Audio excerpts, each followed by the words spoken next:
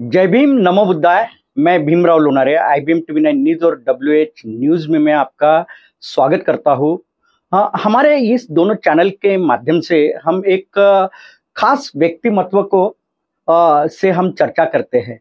आज हमारे साथ में मैं बताना चाहूँगा आपको कि जो बौद्ध धम्म का प्रचार प्रसार करते हैं अपनी चैनल के माध्यम से, वो आवाज इंडिया के डायरेक्टर अमन कामरे सर हमारे साथ में हैं।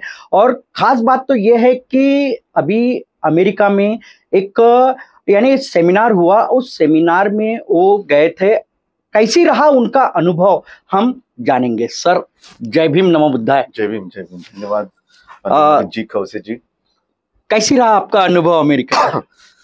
अमेरिका तो जो है अनुभव है, बहुत ही एक्सीलेंट अनुभव है, क्योंकि अमेरिका अपने आप में एक बहुत विविधता वाला देश है। दुनिया के लगभग सभी देशों के बच्चे वहां पढ़ते हैं और सभी देशों के लोग वहां पे जॉब करते हैं और सेटल भी हो जाते हैं। तो इतनी विविधता आपको शायद कहीं नहीं मिलेगी। तो अमेरिका ने सारे विविधताओं को संभाल लिया है, पूरी दुनिया की जो विविधता है उन विविधताओं को संभाल लिया है और एक ही वेल डेवलप्ड देश है। बहुत ही लोग डिसिप्लिन से चलते हैं, डिसिप्लिन को बहुत इंपॉर्टेंस देते हैं। और मेरे जाने का जो उद्देश्य था वो ये था कि वहाँ पे 6th unfinished legacy of doctor Ambedkar, ये कॉन्फ्रेंस हुई थी ब्रांडाइज यूनिवर्सिटी में। ब्रांडाइज जो ये विश्वविद्यालय है, इसकी स्थापना जो प्रख्यात साइंटिस्ट थे अल्बर्ट आइंस्टाइन, वो भी इस जो विश्वविद्यालय के जो संस्थापक थे उनमें से एक थे। ब्रांडाइज जो थे वो सुप्रीम कोर्ट के पहले जो जज थे अमेरिका के, तो फिर उनके नाम से विद्यापीठ को नाम दिया गया। उसके पहले नाम अल्बर्ट आइंस्टाइन के नाम पे था। तो यहाँ पे जो है लगातार पिछले 12 सालों से डॉक्टर अम्बेडकर के ऊपर कॉन्फ्रेंस होती है और ये 6th कॉन्फ्रेंस थी। तो प्रोफेसर लॉरेंस साइमन जो है ये हमेशा इस कॉन्फ्रेंस का आयोजन करते हैं। 4 कॉन्फ्रेंस ब्रांडेज में हुई, 2 कॉन्फ्रेंस एक न्यूयॉर्क में और एक दूसरे एक जगह पे हुई थी। तो इस कॉन्फ्रेंस के माध्यम से दुनिया के जो लोग हैं, जो अम्बेडकराइट थीसिस पे स्टडी करते हैं, रिसर्च करते हैं, उनको यहाँ पे इनवाइट किया जाता है। यहाँ पे अवार्ड फंक्शन सेरेमनी भी होता है और दुनिया के जो नामचीन लोग हैं जिन्होंने बाबा साहब के ऊपर रिसर्च किया है, वो लोग यहाँ पे आके डिस्कशन करते हैं। 3 दिन की कॉन्फ्रेंस थी और इस कॉन्फ्रेंस को इस बार जाने का मौका मुझे मिला। इससे पहले भी 2013 में और 2016 में जाने का मुझे मौका मिला था, लेकिन उस समय कुछ कारणवश जा नहीं पाया। 18 में भी 2000 जाने मौका मिला, लेकिन उसमें वीजा नहीं मिल पाया था। लेकिन इस बार इस कॉन्फ्रेंस के लिए जाना हुआ और ये कॉन्फ्रेंस बहुत ही बेहद अहम थी, क्योंकि इसका जो की नोट स्पीकर थे वो चीफ जस्टिस ऑफ इंडिया थे और उन्होंने बहुत बेबाक तरीके से कास्टिज्म पे और इक्वल डिस्ट्रीब्यूशन ऑफ शेयर्स पे अपनी बातें रखी। तो सही मायने में बहुत इम्पोर्टेंट एक कॉन्फ्रेंस रही। इंडिया से कितने लोग गए थे? और जिस यानी जो मुख्य न्यायमूर्ति है वो भी आपके साथ में थे, ऐसी हमें पता चला है। इंडिया से जो है शायद जो रिसर्च स्कॉलर थे वो लगभग एक 20-22 के आसपास रिसर्च स्कॉलर थे। डॉक्टर प्रोफेसर सुधा स्वराज सर भी इसमें थे। और जो अंतिम दिन था कॉन्फ्रेंस का, उस दिन चीफ जस्टिस ऑफ इंडिया का कीनोट स्पीक था और वहां पे ब्रांडेज यूनिवर्सिटी में बाबा साहब का एक स्टेचू लगा है। तो उस स्टेचू के पास हम chief justice of India sir को लेके गए थे और उस समय उनसे बातचीत करने का भी मौका मिला, कई विषयों पे बातचीत भी हुई। उसके बाद उन्होंने कीनोट स्पीकर अपना जो स्पीच दिया और लगभग 1 सवा घंटा तक वो बोले। तो जो 3 दिन तक जो वहां पे अलग अलग पैरेलल सेशंस चले, उस पैरेलल सेशंस में कई research scholar, post doctorate fellows थे वहां पे। तो इनका जो फिर एक समाप्त था वो अंतिम दिन हुआ जब चीफ जस्टिस ऑफ इंडिया का भाषण वहां पे हुआ। और ब्रांडाइज विश्वविद्यालय अपने आप में बहुत इंपॉर्टेंट विश्वविद्यालय है, क्योंकि बाबा साहब के विचारों को प्रचारित करने के लिए कई अलग तरह के प्रोग्राम्स को चलाते हैं। एक जर्नल भी ऑनलाइन चलाते हैं, कॉन्फ्रेंस का आयोजन करते हैं, ब्लूस्टोन राइजिंग अवार्ड सेरेमनी भी होता है, जिस माध्यम से जो देश दुनिया में बाबा साहब के विचार को प्रचारित करने वाले लोग हैं उनको सम्मानित किया जाता है। तो काफी एक्टिविटीज जो है वहां पे होती है। तो क्या बताना चाहोगे कि जैसे आप जब अमेरिका में गए तो आप इंडिया और अमेरिका में क्या यानी क्या अंतर देखे आपने? जैसा पहले दिन तो मैं बोस्टन में गया, वो जो जग प्रसिद्ध विश्वविद्यालय हार्वर्ड, वहां पे मैं रुका था और वहां पे एक हार्वर्ड डिविनिटी स्कूल है। तो वहां पे सभी देशों के जो प्रमुख धर्म है उनका अध्ययन वहां पे होता है। तो जैसे मैंने पहले भी कहा कि भारत में जातीयता है और अमेरिका में विविधता है। भारत की जातीयता एक में को ऊपर आने नहीं देती, हमेशा रोकती है। आप डाउन क्लास के हैं, आप लोअर कास्ट के हैं, आप अपर कास्ट के हैं, तो आप में स्ट्रगल होता है। और अपर कास्ट के लोग हमेशा डिस्क्रिमिनेशन करते हैं लोअर कास्ट के लोगों का। लेकिन अमेरिका में ऐसा नहीं है। कुछ समय पहले वहां पे वर्णभेद था, लेकिन वो भी अभी लगभग समाप्त हो गया है। लेकिन जैसा कि मैंने कहा कि लगभग सभी देशों के लोग वहां पे जॉब करते हैं, वहां पे पढ़ाई करते हैं, तो उनको समाने का बहुत बड़ा काम जो है अमेरिका ने किया है। तो ये जो विविधता है, अब भारत के जो मूल निवासी थी कमला हैरिस, वहां पे अभी वाइस प्रेसिडेंट है। एक भारत के ही रामास्वामी, अब वो प्रेसिडेंशियल इलेक्शन में वहां पे कॉन्टेस्ट करने वाले हैं। तो मतलब आप देखिए कि अब आपने देखा कि ब्रिटेन के प्राइम मिनिस्टर ऋषि सुनक कोई भारत के हैं। तो मतलब भारत का व्यक्ति वहां पे जाके पीएम बन सकता है, वहां पे जाके अलग अलग स्टेट्स में सीएम बन सकता है, एमपी बन सकता है। लेकिन भारत में जो लोअर कास्ट के लोग हैं, आप उन्हें दबाते हो। जितने भी इंस्टीट्यूशन है, सब पे कौन लोग बैठे हैं, जितने भी जुडिशरी में सब कौन लोग बैठे हैं, वो कभी लोअर कास्ट के लोगों का आने क्यों नहीं थे सामने। तो अमेरिका से बातें सीखनी चाहिए, और देश और दुनिया को जो विविधता है अमेरिका की, उससे सीखने की बहुत ज्यादा जरूरत है। और बाबा साहब डॉक्टर अम्बेडकर जब 1913 में अमेरिका गए थे, तब वहां का जो एक फ्रीडम था, वहां का इंडिपेंडेंस था, वहां की विविधता थी, वहां से वो कभी प्रभावित भी हुए थे। यानी आपका कहने का उद्देश्य ये है कि लोअर कास्ट के भी अगर रहे तो उनको भी वहां पे यानी उस नजरिया से नहीं देखते। नहीं, वहां पे कास्टिज्म तो कोई मुद्दा ही नहीं है। वहां पे लोग इंसानियत की नजर से देखते हैं। अब हमने वहां पे धम्मचक्र प्रवर्तन दिन समारोह मनाया हार्वर्ड में, पंचशील के फ्लैग्स भी लगाए। तो सब सब जो विविधताएं है, जो सब धर्म है, सब उनका सम्मान होता है वहां पे। जातीयता के बारे में तो लोगों को बहुत कम पता है। जो प्रोफेसर लोग हैं, जो रिसर्च करते हैं, उन्हें पता है भारत की जातीयता क्या है। और फिर वो उस पर आम जो अमेरिकन है, उन्हें तो उससे कोई लेन देन नहीं। वो तो हर व्यक्ति को इंसान की तरह देखते हैं। हाँ, भारत के ही लोग जब वहां जाते हैं तो जाति साथ में लेके जाते हैं। कितने % लोग हो गए अपनी इंडिया के वहां? भारत के लगभग 50 लाख के आसपास लोग अमेरिका में बसे हुए हैं। और कई, अमेरिका का बहुत बड़ा देश है, अलग अलग खंडों में यानी है। उन्होंने नागरिकत्व लिया हाँ, होगा अमेरिका कुछ का। लोग जॉब करने गए, कुछ अलग अलग वीजाओं पे हैं, कुछ लोग वहाँ के परमानेंट रेसिडेंशियल भी बन गए हैं।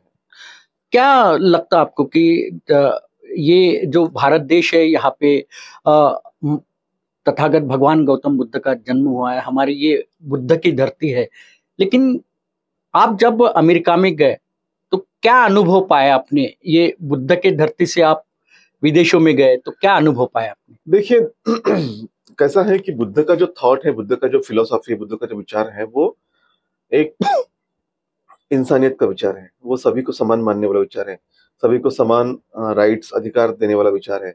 बुद्ध की जो फिलोसॉफी है, वो एक वे ऑफ लाइफ है। और अमेरिका में जो है, वहाँ के लोगों ने वहाँ का जो भी धर्म होगा, वहाँ के जो भी थॉट्स होंगे, सवाल यहाँ पे धर्म का नहीं आता है। सवाल जो है, आप एक में के साथ किस तरह से बिहेव करते हो, किस तरह से इंसानियत के साथ नाते आप एक में के साथ में रहते हो, ये इंपॉर्टेंट है। आप किसी को डिस्क्रिमिनेट नहीं करते हो, किसी के साथ ऊंच नीच का भेद नहीं करते हो। तो ये जो भगवान बुद्ध के थॉट्स है, या जो वहाँ के लोग मैक्सिमम क्रिश्चियनिटी को फॉलो करते हैं, उनके जो थॉट्स है, वो लगभग इस मामले में सिमिलर है कि आप लोगों को लोगों की नजर से देखिए, इंसान को इंसान की नजर से देखिए। तो वहाँ के लोगों के आचरण में वो बातें आई है। इसलिए मैंने कहा कि सभी धर्मों का सम्मान वहाँ पे होता है। सभी जो अलग अलग कम्युनिटीज है वहाँ पे आती है, अलग अलग देशों के लोग आते हैं, और सभी को वहाँ पे किसी तरह का कोई डिस्क्रिमिनेशन नहीं झेलना पड़ता, किसी तरह का कोई भेद नहीं झेलना पड़ता। तो और सबसे इम्पोर्टेंट है कि सबसे लार्जेस्ट इकोनॉमी दुनिया की, तो वहाँ के लोगों के जो सैलरीज है वो भी बहुत काफी ज्यादा है, हाइट है। तो वहाँ की डिग्निफाइड लाइफ है जो लोग जीते हैं, एक सम्मानित जीवन मिलता है आपको। और अमेरिका में ऐसा है कि जो डेवलप्ड नेशंस होते हैं, उसमें ये होता है कि आप अगर अनएम्प्लॉयड है, आपके पास जॉब नहीं है, तो गवर्नमेंट आपको पैसा देगी महीने का। आप अगर हेल्थ इश्यू है, तो गवर्नमेंट आपका पूरा खर्चा बियर करेगी। अच्छा, ऐसा है। आपका एजुकेशन आपको लेना है, तो गवर्नमेंट आपको पूरा सपोर्ट करेगी। तो डेवलप्ड नेशंस का ये कंसेप्ट होता है कि वो वेलफेयर स्टेट जिसे कहते नहीं, हैं। अमेरिका में यानी जो यानी जैसी बच्चा अगर बड़ा होता है तो सब पालन पोषण, जब तक उसको जॉब नहीं लगता तब तक वो खुद ही करता है, ऐसे नहीं आपका नहीं, कहना है क्या? बच्चा जब, एक और बात इंटरेस्टिंग है कि हाँ।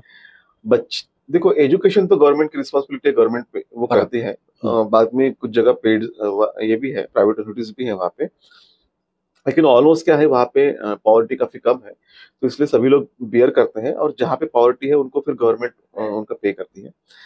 तो वहाँ पे क्या है कि इंडिपेंडेंस को काफी इंपॉर्टेंस है। बच्चा अगर 18-20 साल का हो गया तो वो घर से निकल जाएगा बाहर और अपने पैरों पे खड़ा होगा, वो घर में नहीं रहेगा, माँ बाप के साथ नहीं रहेगा फिर वो। तो वहाँ के लोगों का एक कंसेप्ट है कि आप इंडिपेंडेंट करो बच्चों को, अपनी मर्जी से शादी करेगा, अपनी मर्जी से जैसे चाहे उसको रहना है वो रहेगा। तो ये इंडिपेंडेंस जो यानी है अपने आप में वो खुद डेवलप करता है अपने आप में बच्चा। अपने आप को डेवलप करता है। तो इसलिए ये इंडिपेंडेंस क्यों है, क्योंकि वहाँ पे कोई डिस्क्रिमिनेशन नहीं है, कोई वहाँ पे भेद नहीं है, कोई वहाँ पे इस तरह से आपके साथ में कोई अलग तरह से खिलवाड़ नहीं करेगा। तो इसलिए एक विविधता वाला देश है, और बहुत ही वेल कल्चर्ड है, वेल डिसिप्लिन है, वेल मैनर्ड है। तो अच्छा लगता है कि आप इस देश में जाने के बाद में आप यहाँ की सारी बुराइयों को वहाँ भूल जाते हैं, और लगता है कि आप एक इंडिपेंडेंट देश में हैं। अच्छा, डिसिप्लिन की बात की आपने, किस हाँ। प्रकार की डिसिप्लिन आपने वहां देखे इंडिया से डिफरेंस? डिसिप्लिन तो देखिए, आप सिग्नल पे आपको सिग्नल क्रॉस नहीं कर सकते। हमारे यहाँ बिंदास सिग्नल को तोड़ देते हैं हम लोग। वहाँ पे ऐसा नहीं है। वहाँ पे क्राउड, न्यूयॉर्क सिटी में मैं था, न्यूयॉर्क सिटी का भी क्राउड मुंबई जैसा ही है। वहाँ भी काफी लोग हैं न्यूयॉर्क सिटी में। लेकिन जहाँ रात को 2 बजे भी सिग्नल अगर है तो रोकना पड़ेगा आपको। आप उसको सिग्नल को क्रॉस नहीं नहीं कर कर सकते। ठीक है, जब आपकी बारी आएगी पैदल चलेगी तभी आप पैदल चलेंगे। अगर वो नियम का उल्लंघन कर लेते नियम हैं का तो उल्लंघन फिर तो बहुत हेवी फाइन होता है, जिससे फिर लोग जुर्माना भरना नहीं। तो लोगों ने अपने आप में वो अपने आप को आत्मसात कर लिया है कि हमें जुर्माना भरना नहीं है, डिसिप्लिन में चलना है। अगर आप पार्किंग की जगह पे जाओगे तो वहां पे कोई पार्किंग में लोग नहीं होते हैं। वहां पे आपको खुद अपनी गाड़ी पार्क करनी है, वहां पे एक मशीन लगी होती है, उसमें अपना कार्ड स्वैप करना है और वहां का पार्किंग का चार्जेस पे करना है। अगर आपने गलती से भी पे नहीं किया तो आपके घर में चालान आ जाएगा, आपके लाइसेंस के पॉइंट कट जाएंगे। अगर आपने हाईवे पे एक लिमिट दी हुई, उसी स्पीड लिमिट पे अगर नहीं जाएंगे, ऑटोमेटिक आपके घर में चालान आ जाएगा और आपके लाइसेंस के पॉइंट कट जाएंगे। हो सकता है कि अगर आपने 4-5 गलती ऐसे की तो आपका लाइसेंस हमेशा के लिए डिबार हो जाएगा। तो लोग जो है डिसिप्लिन में रहते हैं, लोग जो है काफी संयमित रहते हैं। तो एक अच्छी बात है कि डिसिप्लिन में अगर हम लोग रहे तो हम आगे जा सकते हैं। और ये डिसिप्लिन जो है हमने काफी देखे हैं वहाँ के लोगों में। और समुचे मैं अमेरिका के न्यूयॉर्क में गया, मैं वॉशिंगटन डीसी में गया, मैनचेस्टर में गया, बोस्टन में गया, हार्वर्ड में गया, कोलंबिया में गया। लेकिन हर जगह बहुत ही सदा हुआ, बहुत ही डिसिप्लिन माहौल था, और लोग अपने आप में काफी सीरियस रहते हैं, चाहे वो जॉब हो, चाहे शिक्षा हो, चाहे देश की तरक्की हो। हर मामले में अपना फुल एफर्ट्स वो है वो देते हैं। कोलंबिया में भी गए थे आप? हाँ, तो कोलंबिया वहां में पे बाबा साहब आम्बेडकर जी ने भी वहां पढ़ाई शिक्षा की है। की है, तो क्या उस स्थान पे गए थे आप? हाँ, बाबा साहब ने जहाँ कैसी लगा आपको? कोलंबिया विश्वविद्यालय में गया तो बहुत ही इमोशनल सीन था, क्योंकि जब मैं वहां पहुंचा तो मैं सोचने लगा कि बाबा साहब 1930 में यहाँ कैसे पहुंचे होंगे उस समय, क्योंकि वो जहाज से गए थे। तो वहां पे इतने बड़े कोलंबिया में वो कैसे पहुंचे, किस तरह से उन्होंने वहां पे रहे, और इतनी पढ़ाई की। और जैसे कि हम सब जानते हैं कि बाबा साहब के पास पैसे नहीं होते थे, तो एक पाव के ब्रेड पे ही वो अपना दिन गुजारते थे। तो कोलंबिया में उनका जो संघर्ष है उसको समझने का, जानने का मौका मिला।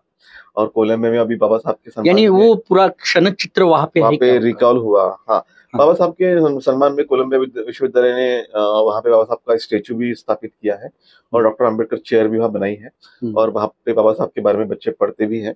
तो ये पहला ऐसा मौका है कि भारत के बाहर कोलंबिया जैसे सबसे बड़े और सबसे इम्पोर्टेंट विश्वविद्यालय में बाबा साहब के ऊपर स्टडी होता है, रिसर्च होता है, वहाँ उनका स्टेचू है, लोग वहाँ जाके सम्मान करते हैं, स्टूडेंट्स उनके बारे में जानते हैं, पढ़ते हैं। तो ये अच्छा लगता है कि जिस बाबा साहब को भारत में भी लोग अभी समझ नहीं पाए पूरी तरह से, अभी भी लोग जो है उनको एक अलग नजर से देखते हैं। तो वहाँ की दुनिया के लोग जो बाबा साहब को एक विश्व के नेता के रूप में देखते हैं, चैंपियन ऑफ ह्यूमैनिटी की तरह देखते हैं। और अलग अलग देशों में बाबा साहब के बारे में पढ़ाई हो रही है। आप मलेशिया में जाइए, वहाँ बाबा साहब अम्बेडकर के नाम पे चेयर है। आप साउथ अफ्रीका में जाइए, बाबा बाबा साहब के बच्चे पढ़ते हैं। जापान में बाबा साहब की किताबें स्कूलों में पढ़ाई जाती है। तो काफी डेवलपमेंट हो रहा है अलग जगह पे। नहीं, विदेशों में देखा जा रहा है कि बाबा साहब आम्बेडकर जी का जिस प्रकार से प्रचार प्रसार हो रहा है, हमारे देश में नहीं हो पा रहा है। इसका रीजन क्या है? नहीं, देश में भी प्रचार प्रसार हो रहा है, ऐसा नहीं, नहीं जिस है। प्रकार से होना चाहिए, लेकिन ऐसा है कि भारत में लोग एक जाति उनके के नजर विचारों से का आदान प्रदान नहीं जाति हो की पा नजर रहा। से देखते हैं, और वहां पे जाति का नजरिया नहीं होता। वहां पे लोग आपको एक ह्यूमन बीइंग के तरफ पे, एक विद्वान के रूप में, एक ट्रांसफॉर्मर के रूप में देखते हैं, जिन्होंने ट्रांसफॉर्म किया सदियों सदियों से जो लोग गुलाम थे उनके लाइफ को ट्रांसफॉर्म किया, तो उसके रूप में देखते हैं। भारत में क्या होता है, अभी मैं दिल्ली गया था एक कॉन्फ्रेंस के लिए, वहां से रिटर्न आ रहा था, तो एक दैनिक भास्कर में देखा कि मैंने एक वहाँ एक शेड्यूल कास्ट की लड़की थी, और वो डॉक्टर थी, वहाँ की टीएचओ थी, डिस्ट्रिक्ट हेल्थ ऑफिसर थी, और वहाँ पे उसको रूम रेंट जो रेंट के लिए रूम चाहिए था, तो जब जाति बहता थी तो लोग उसको रूम देते नहीं थे। यानी तो दिल्ली में? नहीं, ये एमपी की बात है। एमपी में? हाँ, तो यानी अभी भी जाति भेद है? अभी ये भी कब की बड़े घटना पैमाने है? पे, मैं अभी आता थी, मैंने एक अखबार में पढ़ा है खबर, अभी की बात है, 2-3 दिन पहले की बात है।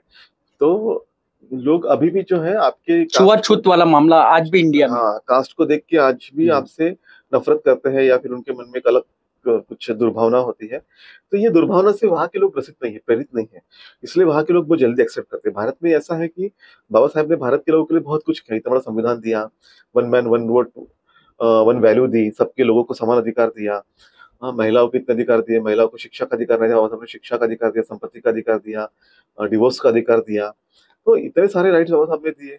आपको 8 घंटे काम करने का अधिकार जो है सबके लिए है, कि आप उससे ज्यादा काम नहीं कर सकते। आपको पेंशन ग्रेचुइटी बताई, तो बहुत सारी बातें हैं बाबा साहब ने जो देश के लिए की है। इतने बड़े डैम बनाए उन्होंने, तो वहाँ के लोग जो है जल्दी एक्सेप्ट करते हैं। भारत के लोग कास्ट के एंगल से देखते हुए समझ नहीं पाते, लेकिन ये बदलाव होगा धीरे धीरे ही सही, लेकिन मुझे लगता है कि इस बदलाव को भी कोई रोक नहीं सकता। मेरा एक आखिरी सवाल, आप विदेश में जब गए, अमेरिका में जब गए, और आपने अपना जब वहां पे जाने के बाद जब बाबा साहब जी का स्टैचू देखा, कैसे लगा आपको? देखिए, वॉशिंगटन डीसी में बाबा साहब के स्टैचू तो अमेरिका में कई जगह पे है, जैसा मैंने कहा कोलंबिया में है, इवन आपके मन में क्या भावना निर्माण है।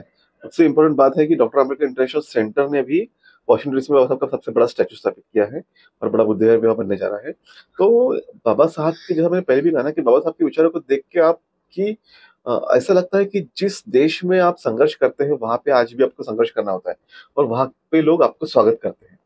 अरे, वहाँ के लोग बाबा साहब के थॉट्स का स्वागत करते हैं, और यहाँ पे आज भी जाति की नजर से देखते हैं। तो ये तो एक जरूर लगता है कि हमें बहुत सुधार की जरूरत है भारत के अंदर में। हमें बहुत काम करना पड़ेगा लोगों के लिए, लोगों के माइंडसेट को बदलने के लिए बहुत काम करना पड़ेगा, क्योंकि लोगों के माइंड फ्री नहीं है, वो किसी न किसी सोच से ग्रसित है। एक बार आशा रजनीश ओशो जिससे एक व्यक्ति ने कहा कि आप मेरी माँ को थोड़ा सा प्रवचन दीजिए, वो काफी धार्मिक है। तो ओशो रजनीश ने उसे जब रामायण की बातें कही तो उसको अच्छी लगी, उसे जब इस्लाम की बातें कही तो कुछ उसका मूड खराब हो गया, उसे जब क्रिश्चियनिटी की बातें बताई तो और वो बुरा लगने लगा, फिर उसको अलग अलग धर्म बताने लगे तो वो चिढ़ गई। तो रजनीश ने कहा कि तुम्हारी बात धार्मिक नहीं है, तुम्हारी बात सांप्रदायिक है।